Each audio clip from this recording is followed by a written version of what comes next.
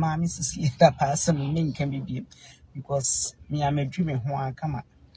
Na Auntie Cecilia, enti wosi na wonu akwaku nantwi a woye shoemaker e wo bantama a echire wonya akonwa kwotena asokodi hine kakra ansa no wo free mu na Lata wosi no $1 million Auntie Cecilia na wonka no kre na sika baby fi ba ye nhunu na asem ye etuo ntwa.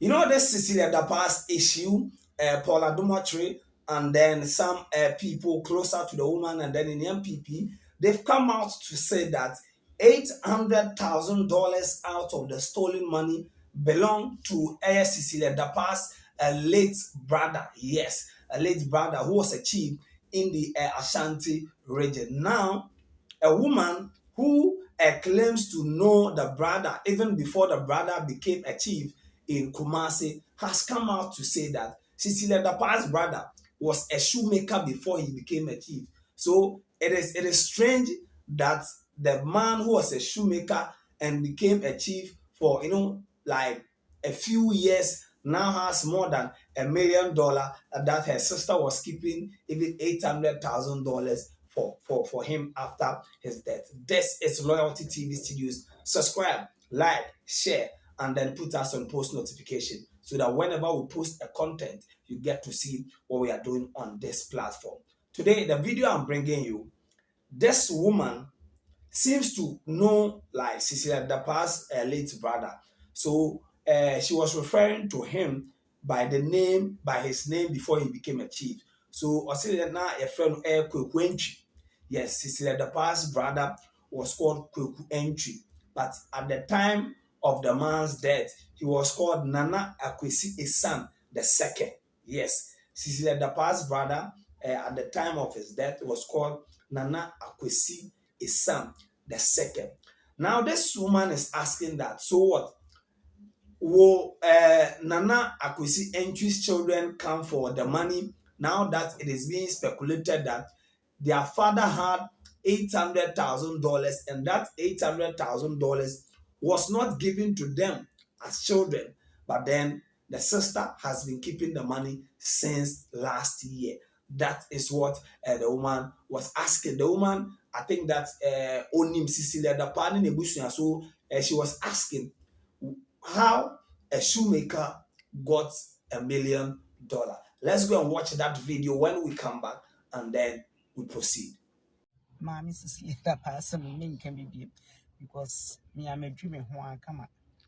Na Auntie Cecilia, enti wosi na wonu akwaku nantwi a woye shoemaker e wo bantama a echire wonya akonwa kwotena asokodi hine kakra ansa no wo free mu na Lata wosi no $1 million Auntie Cecilia na wonka no kre na sika baby fi ba ye nhunu na asem ye etuo ntwa nenti kwaku nantwi mate se wosi se sika we nyina eye omo papa dia na so omo ka so omo ba beji a enkwala no ma ye bone ana emom chese ntro ko no ma wutwa adai tu nim sie wo dia sa so free tema onte bantma wo Cecilia Dapaah me waka chem se wo nye bantma ni tema nye tete wo ya te as na wonua o de say kwaku na ntwi so eni ene na net bantma ma me asema wo kan dia me nti ase o wonua ba ma ba ko na what they say, what one or no man in the case in Tikrami money.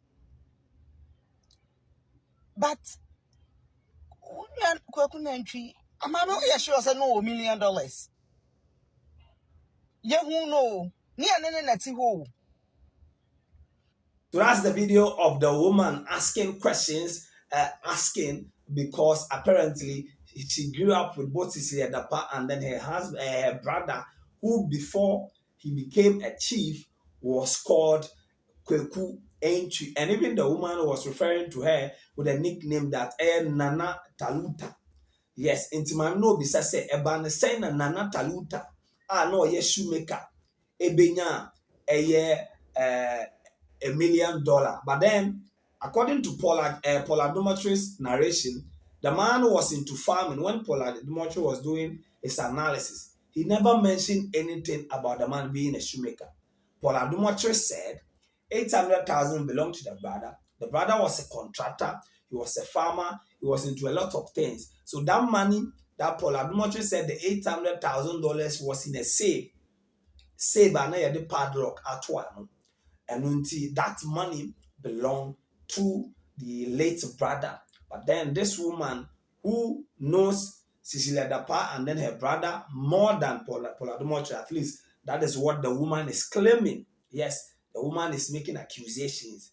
But let's go and watch Paul Adumotre's analysis and his explainer on the whole issue. Please. Yes. Okay. So this is the first amount of money missing. 200,000 United States dollars. It was in a bag, according to the report that was made to the police. And the report that was made to the police is months old. The amendment to the charge sheet occurred on the 20th of July. The story broke in Ghanaian Chronicle on the 21st of July. So if people are concerned about the amendment of the charge sheet, it was done at the time the story hadn't broke. Since the story broke, Cecilia Dapaah and the complainants have not changed any part of the story. And that's very important for us to establish, because we asked them that this charge sheet you are giving to us, which has been amended a few times, has it been amended since the story broke? And they said no. The last amendment occurred on the 20th of July, whereas the story broke on the 21st of July. So since the 21st of July, which is last Friday, no changes have been made onto the charge sheet. And we needed to satisfy ourselves with that, okay, before we get into the story. So we were told that, okay, $200,000 in a bag belonging to Cecilia Dapaah, $200,000 in a bag belonging to Cecilia Dapaah was tampered with. Let's move on. 300,000 euros in a bag belonging to Mr. Osei-Kuffour, Cecilia Dapaah's husband, and her business was also in a bag inside the room. Okay. Jewelry in a container was also in the room, and it was also tampered with. Some of it stolen, some of it brought back, and they don't know, the police don't know how long the stealing took. But it wasn't a one-off stealing. I don't know how you call it, conversion for lawyers or whatever. It wasn't one-off stealing.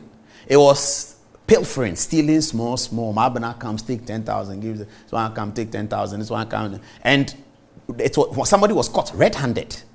That's the story. I mean, that's one people know already. It's in the charge sheet that came out. The guy was caught red-handed, and he said, "Oh, me, dear, I just took this one. But yesterday, Mabna took this. He's bought a house in a man here. Mabna says Dauda took this, and he's going. Dauda says that this one took this. So that's the way the thing happened. As we say it in pidgin manner, like that.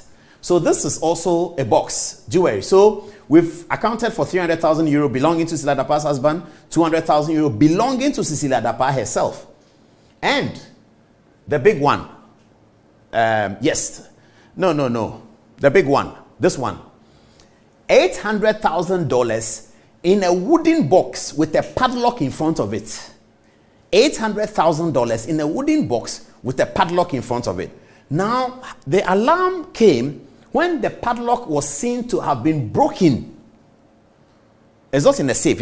All of this was in her house. $800,000 with a padlock in it. Okay.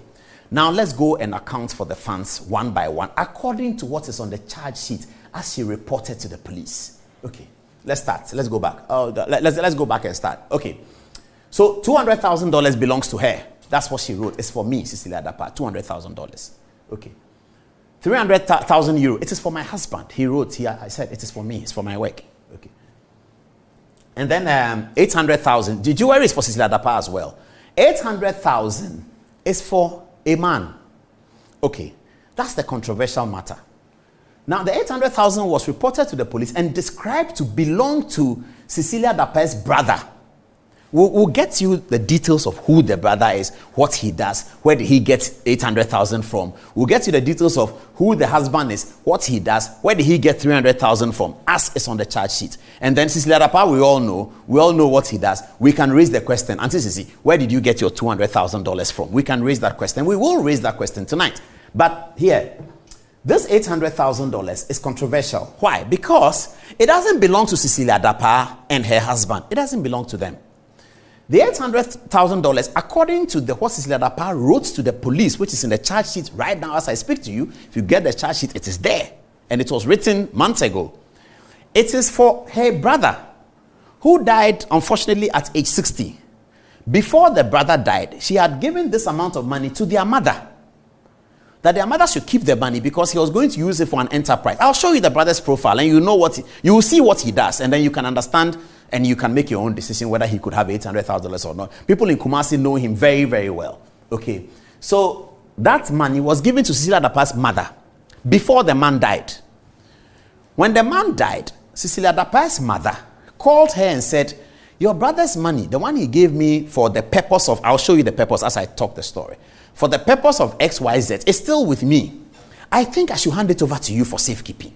So that's Paul Adumotri's narration and then explanation on the whole issue. And earlier, you heard the woman who claims to know Cecilia Dapaah's brother even before he became a chief in the Ashanti region. And he is saying that the brother was a shoemaker. So how is it possible that a shoemaker at Bantama has or had $1 million? Because the man's yes, the man in job before he became a chief was a shoemaker, and he was not a chief for a very long time. At least that is what we are hearing. And then but the part that I think that so now the children of the man should come for the money since the money belonged to their father, so they should definitely come for the money. But this country, no matter what happened, people know you.